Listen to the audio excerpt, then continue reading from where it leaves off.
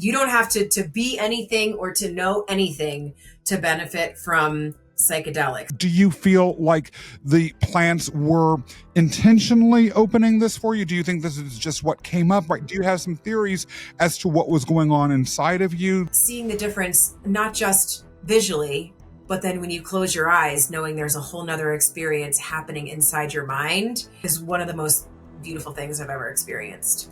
Journeying in your own kind of world with someone else who is also journeying, I think is kind of magical. Magical is the only way I could describe it too. The challenging experience could be the trauma itself. It also could be the psychedelic experience. Usually I really honor transparency, but I actually think very personal psychedelic experiences in some ways need to stay personal. I would never have imagined a conversation could be this deep, wide-ranging, and yet so emotionally affecting.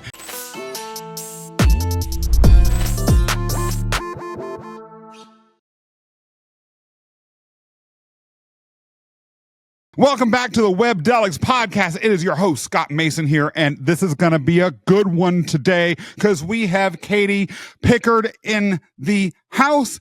Katie, welcome to the show. Hey, Scott. How are you?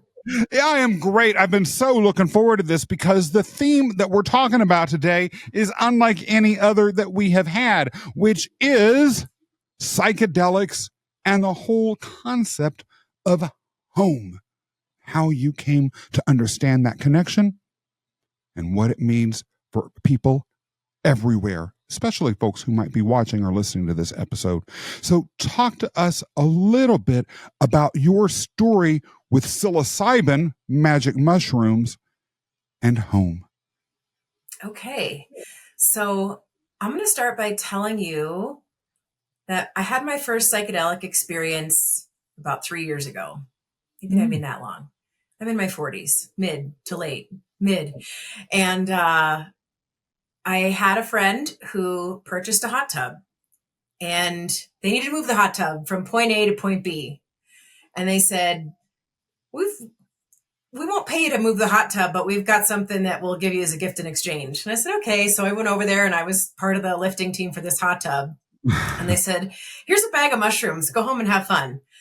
So it wasn't something I was expecting. I hadn't even dabbled in integration coaching or psychedelic research or all the things I do for a living now. So late bloomer into the world of psychedelics, sort of accidental, how mushrooms found me, not the other way around. And wasn't that night. I think it was the next night. It was a Sunday, something unplanned, which I wouldn't recommend, but I'm telling you my personal story. Yeah. So safe at home with a bag of mushrooms that were grown by a friend, quite legal, I might add, in Colorado. We're fully decriminalized here, so that's always a good thing. And like many people say after their first psychedelic experience, it definitely was the most transformative experience of my life, hands down. It's often reported that people will say it's in the top 5. You know, it's on par with the birth of their children or the wedding day.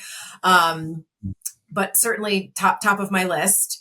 And one of the reasons it was top of my list is because I was doing it in an environment. I just moved into it was a new house, maybe 6-9 months I had lived here. It's the house I'm in now, and I'll share some stories about my background and my fireplace because they are part of the psychedelic experience. Ooh, I love it. You always hear people say, like, you know, if these walls could talk. Well, in my psychedelic experience, they actually did start talking to me, which was quite fun, quite entertaining. And I had so many questions. They had so many answers. Wow. And truly, you know, there's this, like, when you go to the theater, there's like, have a willing suspension of disbelief, like just be able to believe it all because you're going to have more fun and you'll really be able to be in the present moment. And thankfully I was able to do that and not kind of question things as I was experiencing my home in a very different way. I would love to give you some examples if you're interested. I would, but before we get to that, I actually have some questions I've got to know the answer to. First of all, when they handed you this bag of mushrooms, did they tell you that they were psychedelic mushrooms, or were they like, yeah, and put these on your salad because they might be tasty? Did you have any idea what you were getting into? I did. And the bag sat on the table, for a day or two. And I was kind of like staring at it, like, is this something I really want to do? I don't know what it's going to do. I don't know how much is in there and what the effects are going to be depending on how much I take. So there were a lot of unknowns, which I'll reiterate, not recommended for someone first time. There's lots of resources to avoid doing that, but I can, share my experience about it. And were you alone in your home when this happened? Do you live alone if it's not too personal to ask? I live with a roommate. Yep. And I was not alone at the time. So we were having the experience together, which actually we were having separate experiences, but journeying in your own kind of world with someone else who is also journeying, I think is kind of magical. Interesting. So you had these sitting around for a little while. You did some research, I'm gathering, as to what you needed to do. And then what did you find during your research? And maybe you could walk us through what happened when you sat down and decided to do them. So candidly, I didn't do any research, which I just laugh about. Like, should I lie and tell you I did? Actually, I didn't. And I'm making my life's work out of helping educate people, very freely and very research based so that they don't have to go into some of those unknowns. So it was very much a real time experiment. And I'm lucky because I knew the people who had grown the mushrooms. I knew they weren't, laced with anything. I wasn't purchasing them. It was certainly from a trusted friend. So that does actually make a pretty big difference. How it was 6:00 at night on a Saturday, also much later than I would recommend. When I talk to people now, I'm like, let's not do this after 3:00 in the afternoon. There's a cutoff here. There's sleep disruption involved. And no, I didn't go to bed till 3 a.m. that night. Not because I was bouncing off the walls, but because I was having this enormous experience in my head that I was so excited to stay in. I didn't want to go to bed. So for me, I couldn't tell you how long the onset was, but it was like, eat a little stem and cap, eat another stem and cap, see what happens, see my vision kind of change, notice what was happening around me, notice how my house looked, notice what I was hearing from my house. So big levels of body awareness. And there's a huge, somatic component, which I've been a yoga teacher for over 10 years now. And anytime there's something that puts you fully in your body, even though maybe you're not expecting it, it's a really fantastic experience. So understanding the sensory changes and then seeing the difference, not just visually, but then when you close your eyes, knowing there's a whole nother experience happening inside your mind and having that kind of come on slowly and try to figure it out and understand it and just kind of move through it, is one of the most beautiful things I've ever experienced. So are you saying that this is really interesting? Many times I've heard stories about folks who have these psilocybin experiences, either in a context in which they are fully in visual contact with the outside world during the whole time and they may see all sorts of things, or in more traditional facilitated settings, there's certain music playing in the background. And this is what my first psilocybin journey was like, right? Literally an eye patch put over both of my eyes so that I couldn't have visual contact with the outside world while I was going through this. And so the journey was almost entirely internal. You're saying that yours was a little bit of a mix? Yeah, a little bit of both. And I think there's reasons for doing both. So to your point, when you're wearing an eye mask and you are sort of, I'll say, shut out from the outside world, right? Like very secluded. You have the headphones with the music and there's no, nothing to see. You absolutely totally go inward. I am a little bit of a control freak, and some of that control comes in being able to see and being able to know where I am physically and being able to stay grounded and like not just hold the edges of the couch, but see the couch I'm sitting on. So for me, it was a little bit of a grounding exercise to not fully let go into an internal experience, but to understand I'm here, I'm present, and I'm experiencing something very beautiful and interesting. But I wanted to make sure there was a clear cord, right, between the ethers and my physical body. Fascinating. So walk us through what happened. You took these, you were eyes open and senses fully engaged with your home. What did you begin to experience? And then how did the whole eye patch or eyes closed part of it come into play? And how did that shift things around? The first item in my house I talked to is right behind me. It's a fireplace. I'll show it to you in a second. I live in a 1910 cabin. So it's one of the earliest homesteads really in this part of the mountain. I'm in Cascade, Colorado.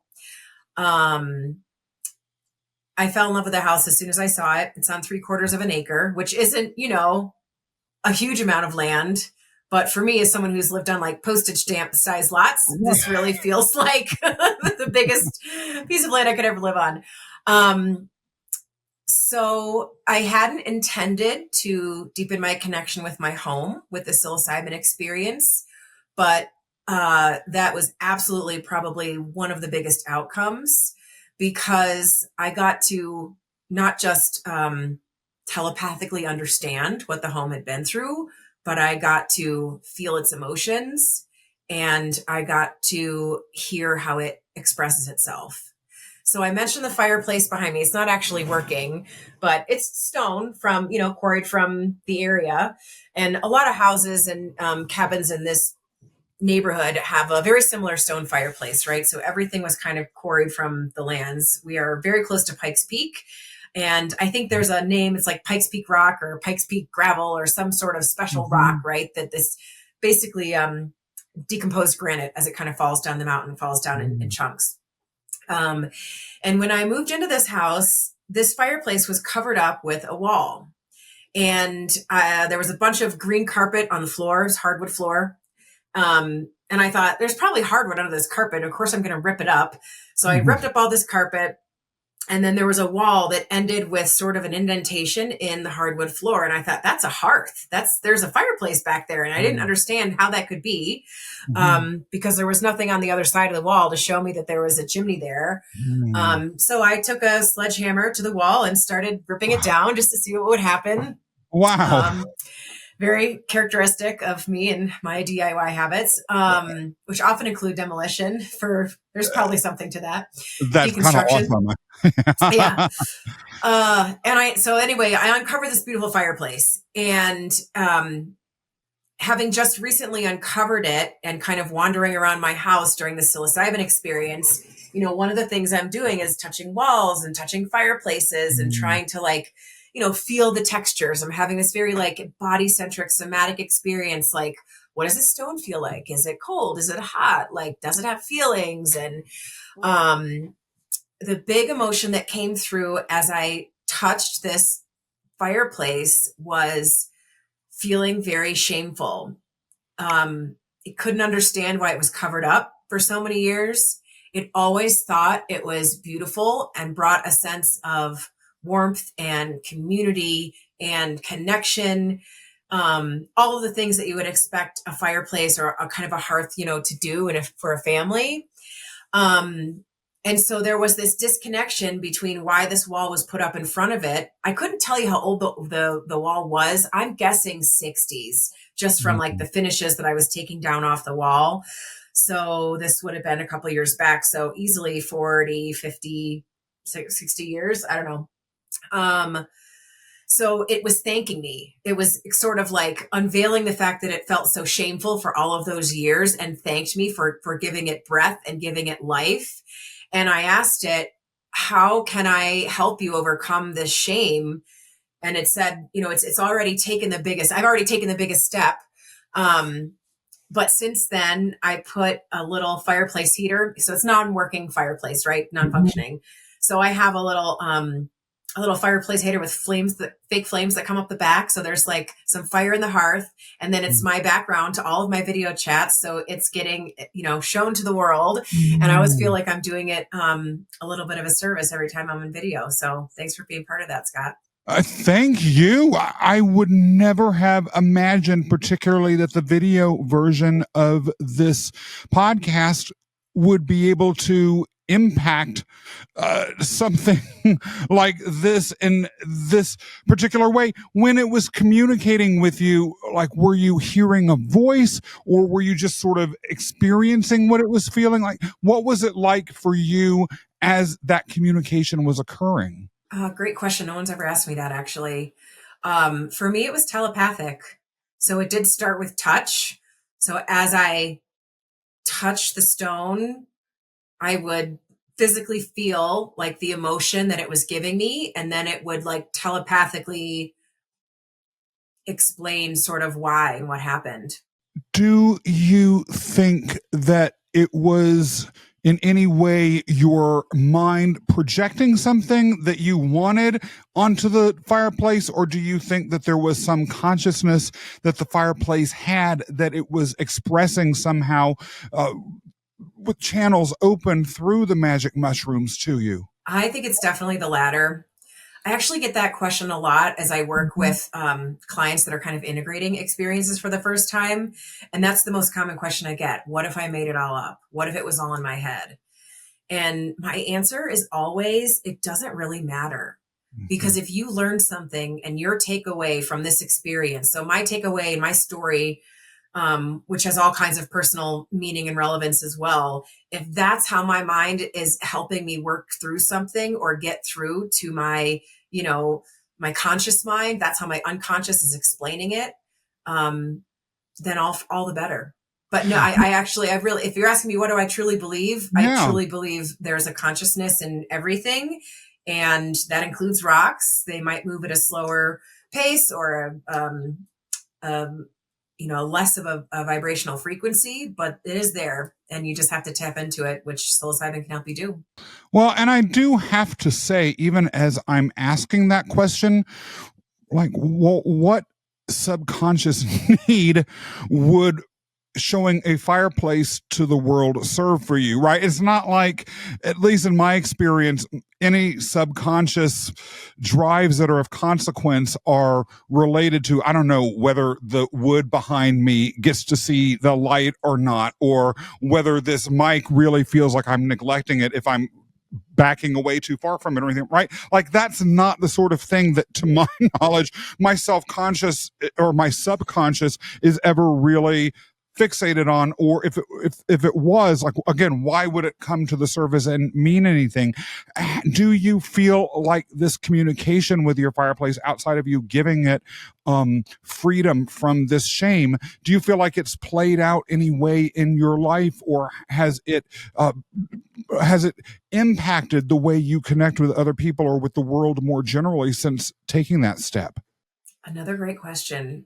I really think it just comes down to always approaching situations with a mutual respect and knowing that you maybe won't ever have the background story, the full story. We don't get to, it's not our job to experience someone else's path or journey, but having respect that they're on their path and it's their journey to experience in life, I think is always kind of a great foundation to start from. And I can't help but be reminded, when I went through my own magic mushroom journey, I started out with a microdose before going into the full-fledged experience. And during that microdose, it occurred to me, as a New Yorker, I walk on these hard gray pavement steps of the sidewalk every single day. And up until that moment, I had never thought about what was underneath those sidewalks, what they were covering, what might have been experienced by the ground before, what it might have seen, what people or animals or plants who were there before those sidewalks might have gone through. And it has changed how I view being a New Yorker, walking on the sidewalks in ways that I would never have imagined. So I really do get what you're saying. But you also said the walls had heard things, and you gathered some information from them about that, or that, and that the house itself had gone through things. Talk to us a little bit more about that component of the experience. Okay. I love telling these stories. I'm so grateful you're asking these questions. So when I moved into this house, I would say 95% of it was wood paneling. And the wood paneling was covering up the original log cabin siding. So I imagine there was a time in history when wood paneling was very in fashion, and that's what people did, and they didn't want to see the log background. I actually do want to see the log background though. And one of the things the house told me is it couldn't breathe. The house wanted to breathe. The house wanted to be in its original state. So could I, you know, uncover what had been covered for 60, 70 years with this paneling? So room by room over the last several years, I've started to take it down panel by panel. And generally the wood underneath is not painted. So as I uncover each panel, I put my hands on the wood, the logs, and I just ask if it feels like it can breathe. And usually what I hear is like a big exhale. And that, by the way, is a connection that I've worked on, not under the influence of psilocybin. It was like I was gifted with this to-do list. And as I started uncovering the house, now I find my connection with the house is deeper because I've heard what it wants me to do and I'm able to honor its wishes. And as a result, feel more connected, than ever. And I do have another story, but I'll let you ask questions if you would like. Thank you so much. There's so many, I don't even know where to start. So let me just pull one out of my little baseball hat here. So you said earlier that the psilocybin journey was for you, as it is with many other people, one of the most transformational experiences of your life. Am I being accurate in putting two and two together and concluding that this ability to have this enhanced communication with the home that you live in, or this advanced sense of connection with it and what its needs are, is one of the things about that journey that made it so consequential? Or was this a gift that you had ever since since you were a little girl or something like that? Yeah, it may be a gift I had, but it's nothing I had tapped into. So it certainly opened a door. And then, as you're coming out of it and coming back to consciousness, I think I just put my foot in the door so it wouldn't close. Wow. And how does it feel to look back on what you were before this experience, maybe even with regards to just this element, and consider what psilocybin itself is? Do you feel like the plants were intentionally opening this for you? Do you think this is just what came up? Right? Do you have some theories as to what was going on inside of you that created this? I've always had a passion for DIY projects. Like, will not hesitate to tear a wall down or tear out a closet, or I won't call a professional. I'll just do it, So I would say tapping into something I was already passionate about. So home improvement, changing the way something looks, uncovering secrets in a really old home. So those are things I've carried with me for years. And, you've probably heard the saying that like the mushrooms tell you what you need to know. And this is a perfect example of that. Like, how can Katie kind of further her own purpose in a way that is constructive for the soul, constructive for the body, and exciting for, the world around Katie? And for me, showing me secrets about my house. And they're not even secrets, right? Just deepening that connection with the home that you live in, to me, is like the greatest gift I could have asked for. It sounds like it. I want to hear more of these stories. Talk away, please, Katie. Okay, I have one more. I'm sure there are more, but the one that comes to mind is there's a living room, right? And it's under the apex of the house. So there's wood beams connecting that are exposed.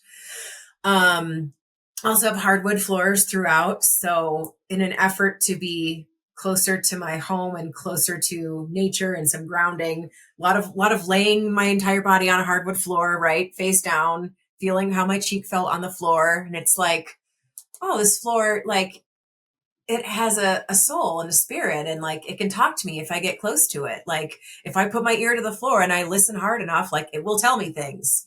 And by the same token, I would turn over my back and I would look up at the ceiling and I would look up at these wood beams. And I actually started a conversation with one of the wood beams, and I asked him, who was a man in my vision. I asked him about the day he was cut down, because there's also this, understanding that I'm in a home. It is mine, but do we really own anything? And everything comes from nature, and it's very apparent when you're living in a log cabin, right? That you took something living to create something else. So I kind of approached it very tentatively, like, was that a sad memory, the day you were cut down? And he talked to me about not being upset about being cut down, because it led him to do a different job and to have a different purpose for his time on earth. So when he lived in a forest, his job was all about harnessing the wind. And it was like exhilarating and scary and like dangerous and unknown, but like part of this like group of trees that was making sure the wind like got to where it needed to go. And so he kind of was recollecting that experience fondly, but now also expressing gratitude about doing something different, because his current job as a support beam in a house is protecting the people who live in the house. He, along with many other pieces of wood, are supporting a larger structure. And in return, he felt more protected. So his whole world of in like doing something completely different, but not having control over what the next thing you do is, was actually pretty transformative for me. At one point, I talked to an integration coach about some of these stories about my house and similar questions like you're asking me now, Scott, about like, what does it mean and how have you brought that into your life, right? Like those are all key components of integration. And so as I shared this story with my integration coach, he said, "Oh, I see a couple themes. One is like being forced into transition that you didn't pick. And then how can you be detached from the emotions associated with that transition? How can you view transition as something that isn't personal, but more matter of fact, and look at your life and say, I used to be this, or I used to be that, and now I'm this, and it's actually all okay." And then you have gratitude for the whole experience. Like you look back fondly on a way that you used to be, and now you understand that your purpose is different, and there are pros and cons to that too. And like that actually blew me away. The similarities between my own life, and that's the story I actually go back to a lot when I am struggling with change, because those are pretty great life lessons if you think about it. During my first psilocybin experience, one of the initial images that I saw as I was in the full journey with the eye coverings and the music in the background and all of that was a granite statue of the Egyptian god Anubis, which is a god that was in the shape of a jackal. And the snout of this jackal was pointing forward. And thinking about that image really ties into what you have to say. Death really does represent change. One might have assumed in your case that the tree being cut down might have felt angry, because being cut down, I would associate at first blush with death. But to think about change, however radical and whether wanted or not, as a matter of fact experience, and then having some control over what you do with it, is truly at the heart of transformation. And I have to say, listening to this too, if it were me, and you may have felt this way or not, but if it were me, I would have been like, well, if a tree can figure out how to make the most of change and get over it, why, maybe I can too. Exactly. Yep. Being uprooted, right? We all get uprooted. I think about that all the time. It could be something so small during your day, and you just feel like, God, the rug's been pulled out from me under me again. And like, that's not the mindset that's going to take you forward. You had this incredible experience. What did you do with it, and how did it begin to lead you into your current life, which, of course, we want to hear a little bit more about? Yeah. So obviously, a huge catalyzing moment, right? I have this transformative experience about my house. And, there was even some memories of past lives, like all kinds of information I would say was downloaded to me. Like the portal was open, right? Like I remember saying, show me everything, just show me everything. So I saw sort of an expansive, like, history of the world and myself, and understood how small we are compared to how big the rest of the universe is. So as I looked at my professional career, so I had quit my job about 6 months before this experience. I always actually joke about that. A lot of people will have a transformative mushroom experience and then they quit their job. Like, oh, I'm not in the right path. Let me take a left turn. I'm always like ahead of the curve, right? So I did the opposite. I quit my job first, then I have this like crazy mushroom experience. And I'm like, well, I don't really have a job to quit, but I had a coaching practice. So I quit my job to become a health coach. And through my first couple clients of health coaching, they said, look, thanks for helping me understand how to eat better. And I've lost all this weight, and that's awesome. And it's part of my daily life now. But what really helped me was the mindset work, like understanding how to look at things and how I need to put things in perspective versus just being told something and do it. There's so much more to creating an environment that's conducive to lasting change, right? Than just doing A and B. So I had already started to shift my coaching business from physical health coaching to mindset coaching. I was in the process of writing a couple workbooks. They're actually still on Amazon, my first three works. And as I had the psychedelic experience, I started researching, how can I bring this into my coaching practice? How do I make a career out of helping people understand their psychedelic experiences? I'd never heard the word integration. I'd never heard the word intention or set and setting, or all the very classic, like how you understand your experience terms. So very quickly, I caught on, right? Like, I understand there's substances you take. You can work with a professional to help you understand why you're taking them, what you're looking to get out of the experience. And then after the experience, there's this process called integration. And how do I bring in what I've learned into my daily life? Exactly what you've been asking me. So then I started to get educated. So once I knew, like, integration coach, that's my calling. That's what I want to do. Not only because I wanted to help people understand psychedelic substances and the power they could have, but now I'm taking all of the master coach certification that I got, even my yoga teacher certification 10 years ago, understanding how to motivate people from the inside out, and like what the concept of co-creation is when you're working with someone who really wants to make a change in their life. They have been told everything. They know where they want to go, but it's a hard bridge to build from where you are today to where you want to go. So a big thing that a coach does is to help build that bridge. And I'm not building it. I'm just suggesting like how to build it. And the person is taking, brick by brick to get there.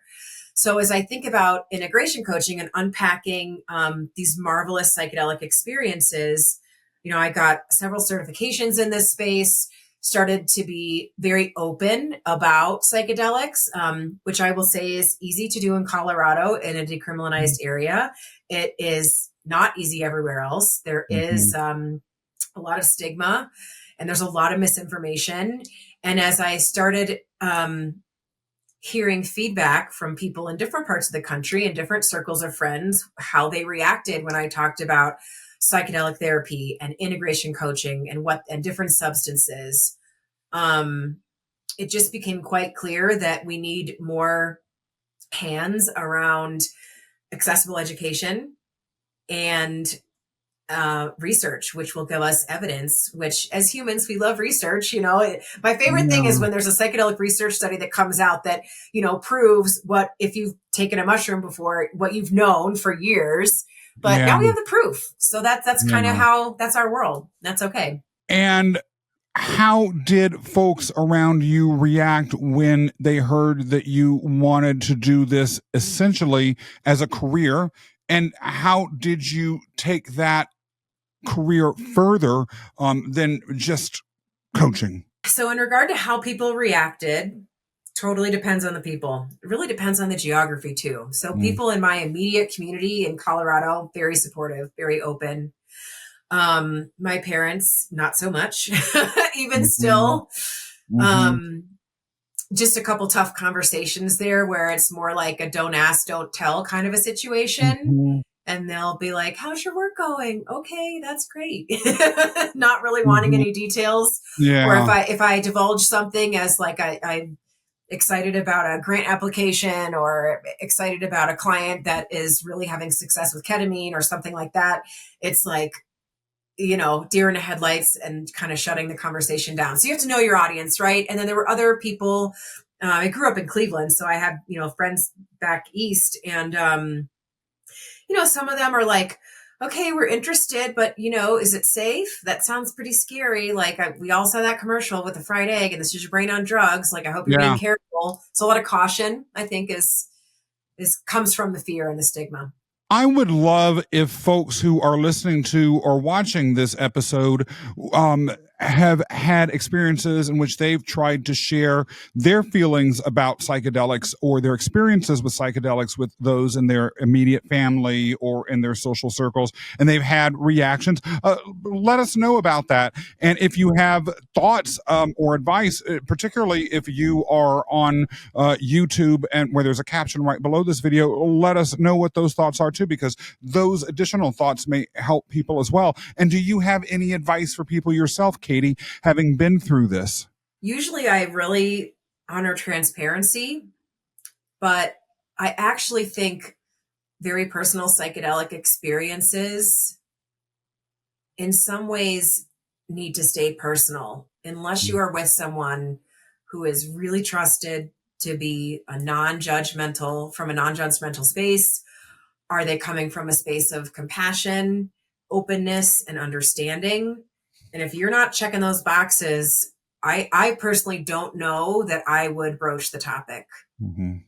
Mm-hmm. So I think that, and that speaks to the importance of community, right? Like finding psychedelic communities in your area or finding virtual support groups, virtual integration circles, because you will need to talk to someone about a transformative experience. Yeah. It's challenging to keep it inside. And if you're not among friends who can understand and who are curious, it can take something very beautiful and turn it very ugly very quickly. And that is not what you want to take away from it.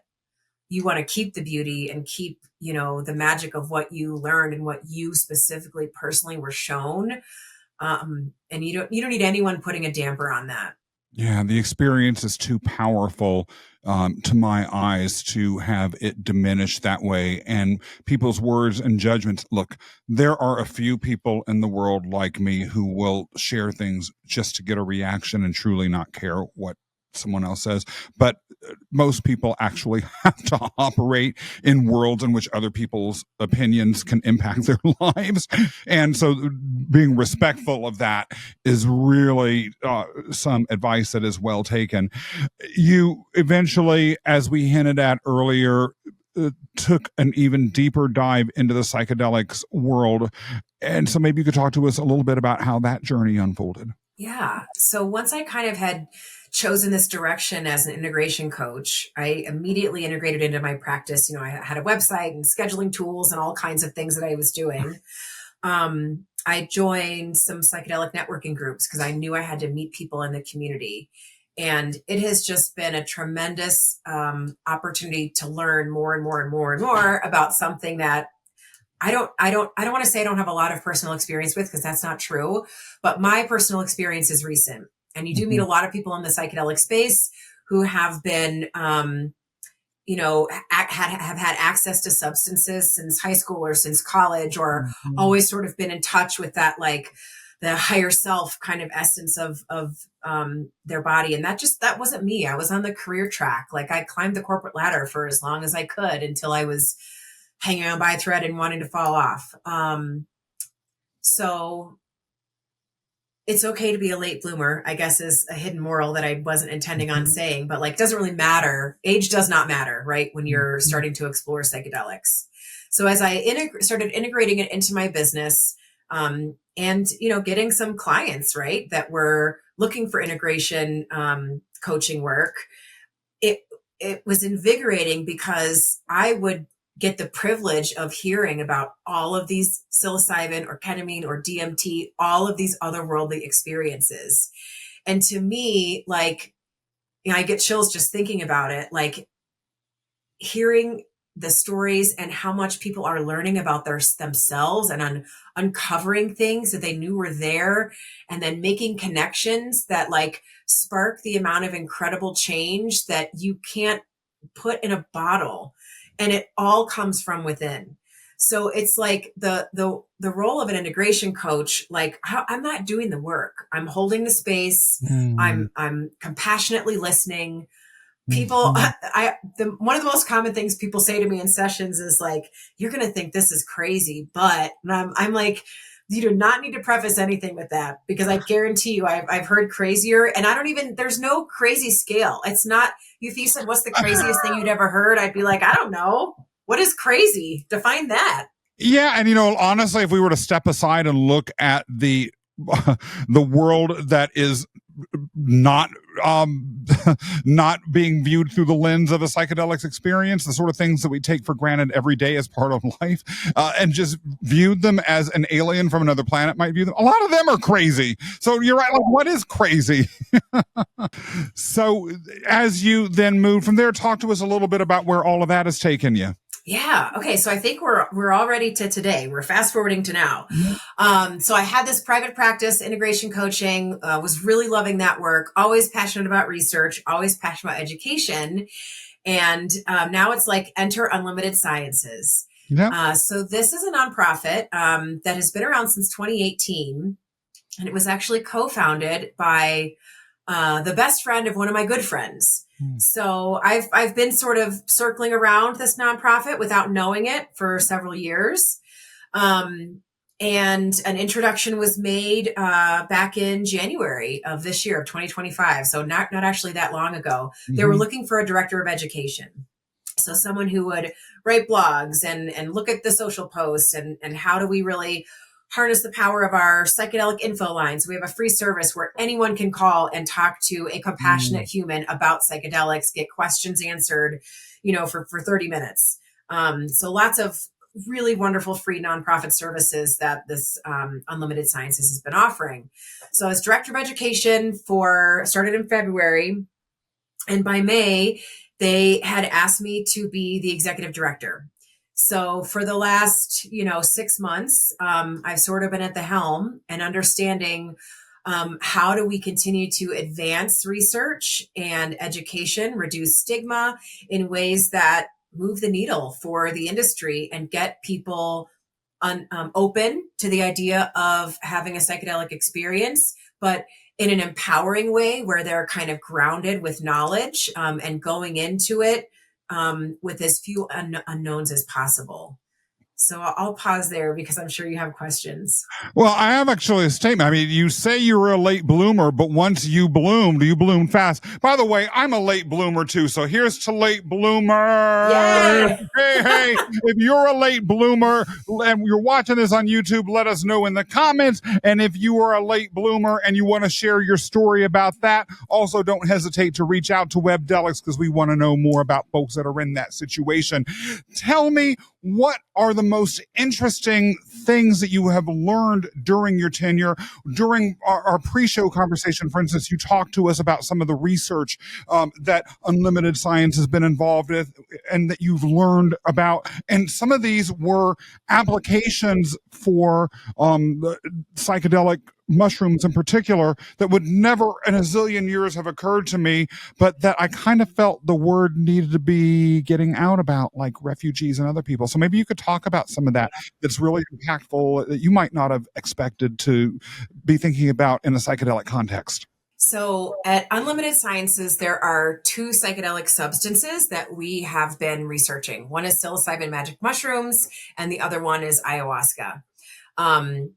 We actually conducted the world's largest naturalistic psilocybin study, started back in 2020 and was first published on back in 2023. And I'll give you some stats from that study. And I also would love to actually share what naturalistic research means and how it's Thank different you. than clinical research. Mm-hmm. So, naturalistic research is like an observational study. So, it looks at how people use psychedelics in their own environments, aka me in my 1910 log cabin. Right. But it is outside of a lab and outside of a clinic. And we're observing something that's going to happen anyway. So we are we're asking adults who are planning to have a macro dose journey of psilocybin to fill out a survey 30 days before they're planning it, and then a couple days after, and then 3 months after, 6 months after. So the largest psilocybin study that we did was prospective longitudinal, which means it's about something that's going to happen in the future, and longitudinal, so it's measuring outcomes over time. And I will say naturalistic research, that's sort of our bread and butter, right? We don't run clinical trials, but I love this type of research because it is much more inclusive than a clinical trial. If you go to clinicaltrials.gov, which everyone who's listening is welcome to do, if there are trials in your area with psilocybin, you can absolutely participate. Many of them have very strict inclusion and exclusion criteria. They're also very geographically limited. So you've got to live near the place where you're going to have to do the brain scan or take the substance or have the experience. So naturalistic research gives us an opportunity to collect data from things that are happening anyway, from real people, right? Not surrounded by white coats. Yeah. The other thing that naturalistic data does is it can shape future clinical trials. So there's a lot of talk about synthetic psilocybin and can they kind of bottle it up for pharma, which we won't even get into commercialization. But as you can imagine, there's some data points that lend itself well to observational studies where you're just kind of seeing what's happening. And those are the types of data that has to be done in a clinical setting. But if you have a naturalistic data set as a foundation, maybe there are cohorts of people in this that took a macrodose of psilocybin and their migraine headaches were reduced. Okay, so if we know that and we're taking a small percent of the population that we know that might have worked for, now we have some direction for a clinical trial where we can really deep dive into that symptom, that condition, and maybe understand how it works like mechanistically in the brain to actually have an effect. But the top line findings from this large naturalistic psilocybin study was all about macrodosing, right? So macrodosing is a large dose, not microdosing, much smaller. So 94% of people rated their experience as positive in retrospect.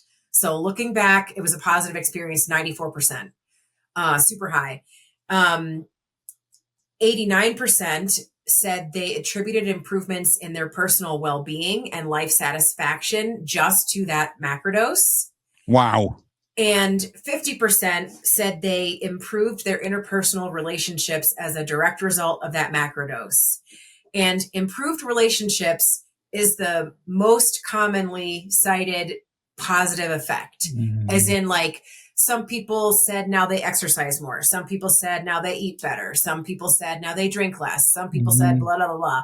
But overall, like the biggest group, 50% said my relationships got better as a result. Wow. And Scott, actually, I have to ask you about those three things. Like, was your experience positive? Do you think you have better well-being and life satisfaction? And did you improve your interpersonal relationships as a result? Well, I appreciate you asking me that. I haven't been interviewed on the Webdelics podcast before. It's my only question. I promise. I love it. So, first of all, was it a positive experience? Unbelievably so, more than I could have ever imagined. The second question is, did it improved well-being and life satisfaction? Unbelievably so. Now, I had my psilocybin experience on the heels of a very traumatic, sudden existential crisis level illness, like within a couple of months afterwards. And a lot of what I measure overall life satisfaction with goes as to well, what was the overall import of that illness? Like, what meaning did I take from it having survived it?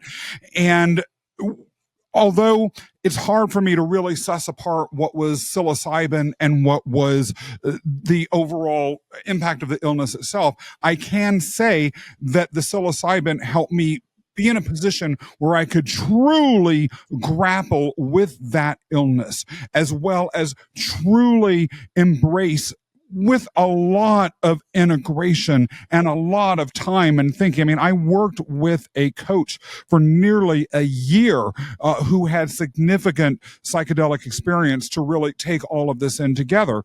But with all of that, the impact on my overall life experience and the way I live and how indescribably better. I'm not even the same person in a lot of ways. Interpersonal relationships. That's a very interesting question that I would love to hear some thoughts from you about vis-a-vis these studies, as well as your own experiences with clients. Actually, in many respects, it did not help interpersonal relationships, at least immediately. However, the interpersonal relationships that were severed or diminished or negatively changed after and due to the experience were things, honestly, I needed to. There were relationships with people I didn't even be having in my life. And so indirectly, it opened doors for other sorts of relationships.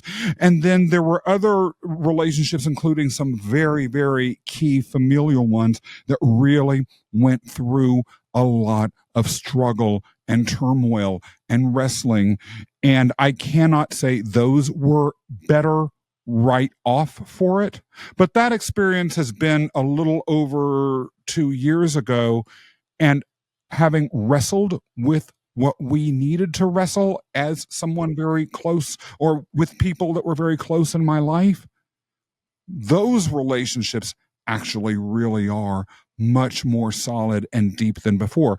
But now, if you had asked me this exact set of questions a year ago, the answer might have been different. And so really, even as I'm saying this, I'm realizing this goes as to what you hear over and over from guests on this show, which is that these aren't quick fixes. And sometimes if you're wrestling with deep foundational issues, you can't just snap your fingers and all of a sudden your life is better. It's not like that. But what do your clients and what do your studies show around that particular issue, if anything? I don't think I have the answer off the top of my head. I have a lot of personal anecdotes. I think you hit the nail on the head with the first sort of anecdote that you mentioned about the relationships that didn't need to be there very quickly were not there. Yeah. It's like less is more. And then the other ones really take some work. The ones that need to stick around, right? They take work. Yeah. So I would say that's the most common. Cutting ties, loosening bonds. Detachment is a very big word that, we work on a lot. Like, are you attached to having this person fill this role in your life? And why is that? And it really does kind of force you to dig deep with the why, especially when something doesn't feel right. And maybe you've been really good at ignoring that it doesn't feel right. Yeah. After a psychedelic experience, I do think there's a level of awareness of this is good for me or this is not good for me. Yeah. And awareness is where you have to start, right? Nothing's going to change if you don't know or think it's a problem. So there's some discomfort that comes when the problems all rise to the surface, and it sure is a blessing, but it's not easy to tackle, to your point. One group that you talked about having some of this research done on were people who were in North Africa and refugees due to a lot of the political violence that has occurred there. I really felt when we talked before the show that this was so important to get the word out about that. I'm just going to find a way to shoehorn it into this episode, irrespective of how organic it is or not. I have to. Could you talk to us a little bit about that? Yeah, would love to. So I mentioned that Unlimited Sciences has two primary substances we work with so far, psilocybin and ayahuasca. So the MENA population, MENA, Middle Eastern and North African immigrants, this was a population that we worked with for in a ceremonial ayahuasca retreat.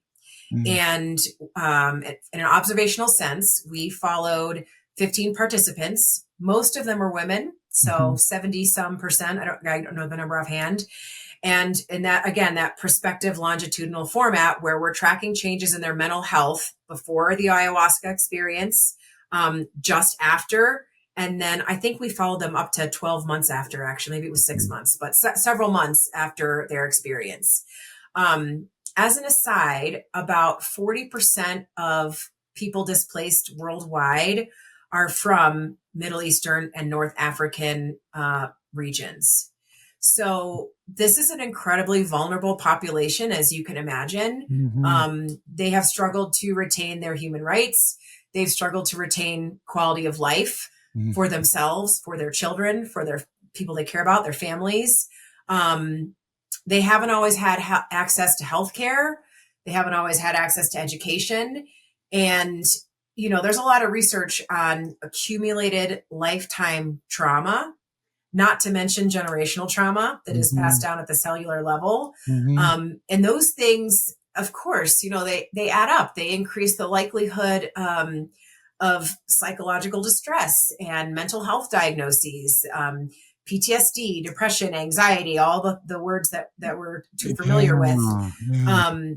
You know, 80% of the participants in this study had either experienced, directly witnessed, or been basically repeatedly confronted with a traumatic experience. And we define traumatic experience as sexual assault, child abuse, serious accidents, natural disasters, life-threatening illness. You know, these are like big life-altering,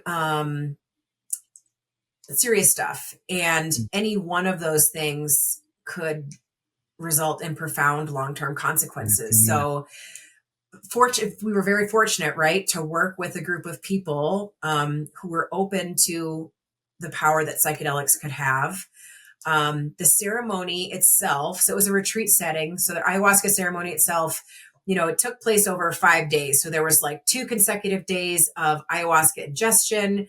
The retreat itself had some yoga, some meditation, some breath work, sound baths, integration sessions. So it was, you know, put together in a way that was healthy and ethical. And I should say everything that I'm sharing with you is available in our published academic research about this study. So there's a quantitative data study, and I'm going to share some results.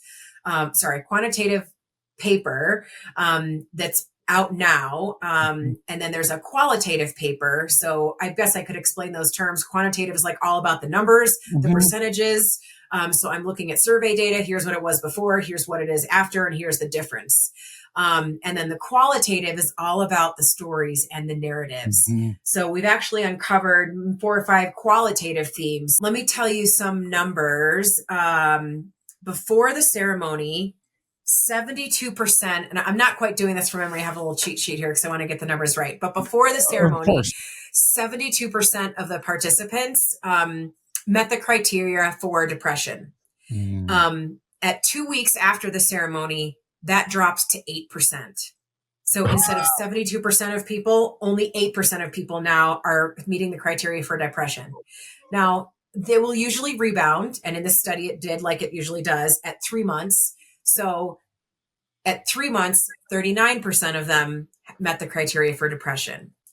So you're cutting the original number in half, where you were depressed and now you're not depressed. And trust me, it's more complicated than that. But when you boil it down to the quantitative numbers and data collected from self-reported surveys, the depression change alone is absolutely mind-blowing. Yeah, there's dramatic, and then there's, whoa, that's dramatic.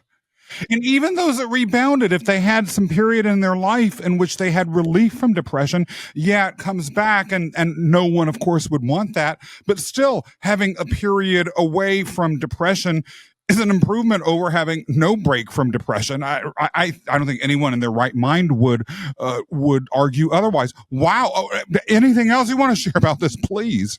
And what were some of these qualitative themes that you might not have touched on so far?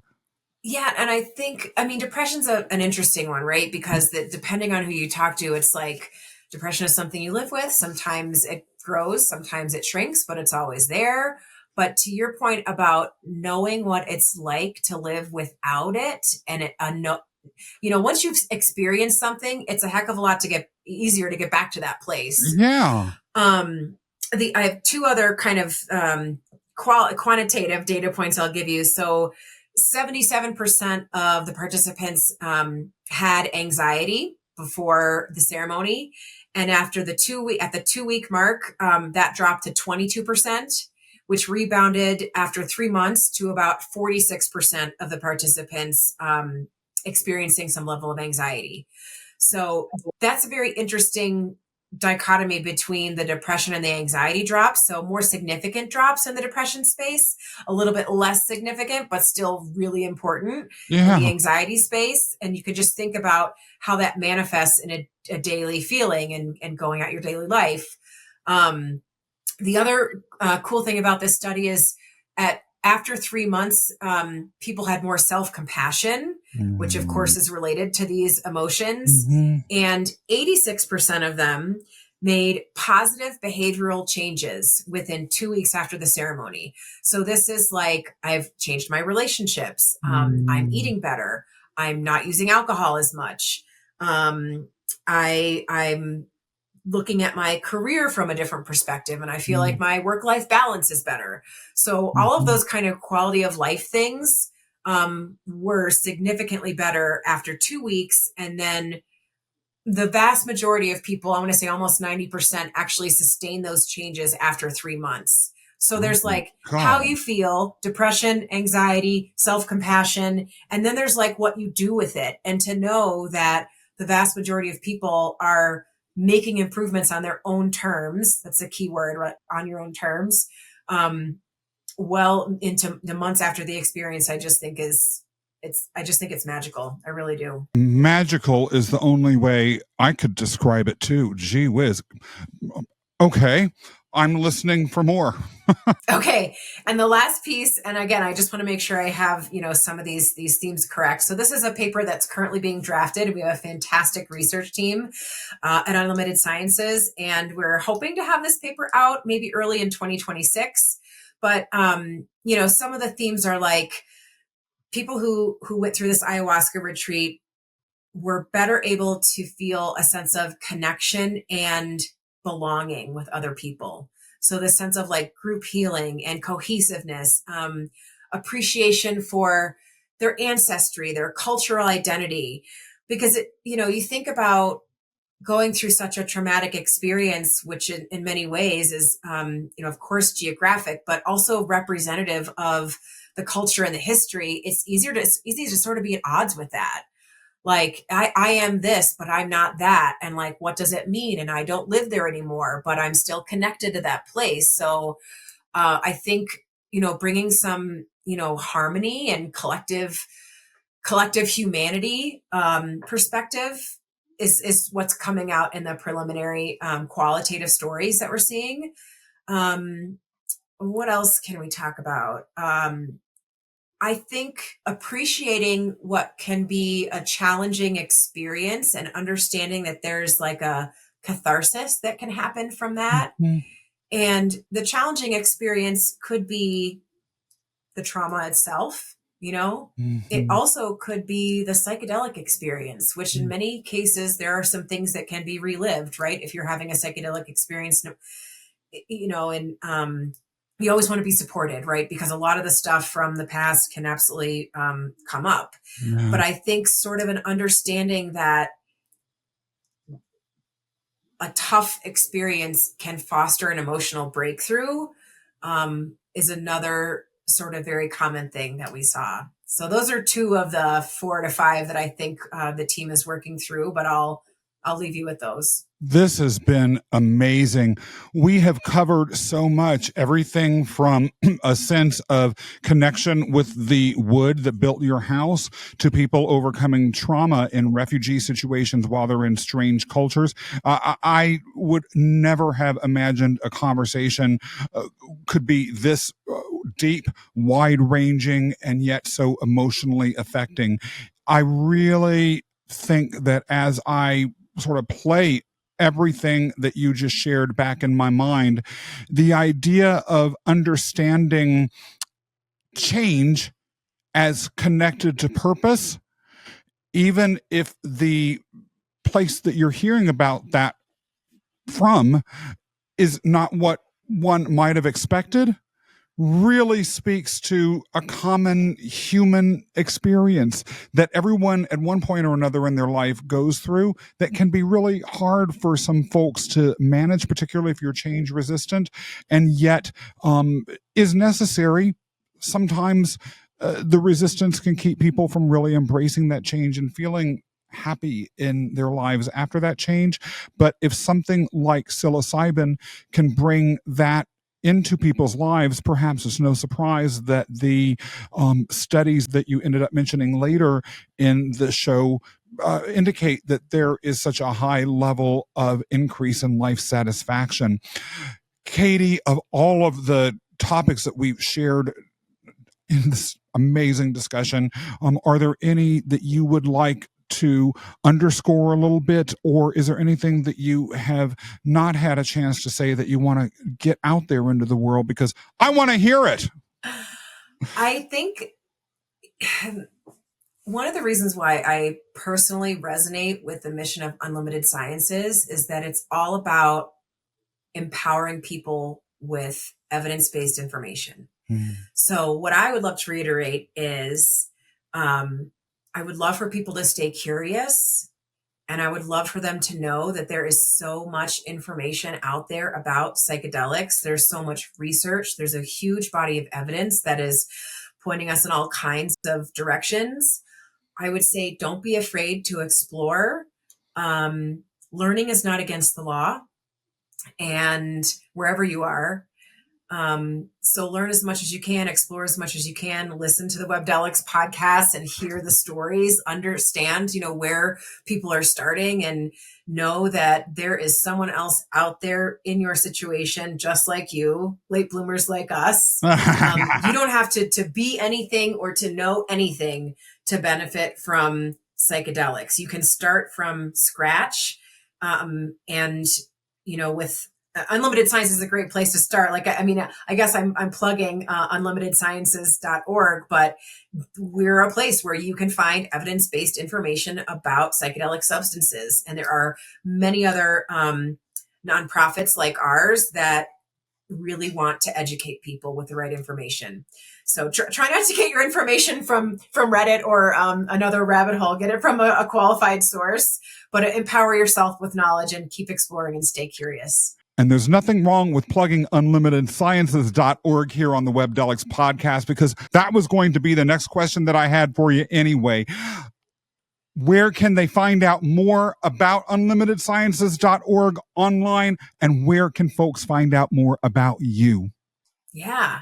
Obviously, the website is a great place to visit. I won't say it again, but at LinkedIn, for me personally, you're welcome to connect with me on LinkedIn. That's definitely my platform of choice. And I guess I'll mention the psychedelic info line as well, also available at unlimitedsciences.org. It's a place where you can talk to a trained navigator. So we have a suite of volunteers that will take appointments. So if you have questions about psychedelics, questions about what the research really says, it's a no-nonsense way to get the answers you need from a compassionate human, not a robot, and in a non-judgmental space. And that's what folks really, really need. Katie, it has been an incredible pleasure having you on the show. Thank you so much for spending time with us today. Thanks, Scott. For those of you who enjoyed this episode, please make sure that you follow us on Instagram, on X, on Facebook, on LinkedIn, and any other places where you might be curious about finding out more about psychedelics and plant medicine. Once you have followed us everywhere, then go to our website at webdelics.com. That's webdelics.com. Sign up for our newsletter where you will get regular, curated, credible information about psychedelics and other plant medicines that you can apply to your own life, and as is the case with Unlimited Sciences, is actually credible. Then, once you have taken care of all of that important business, be sure to come back again for another episode of the Webdelics podcast.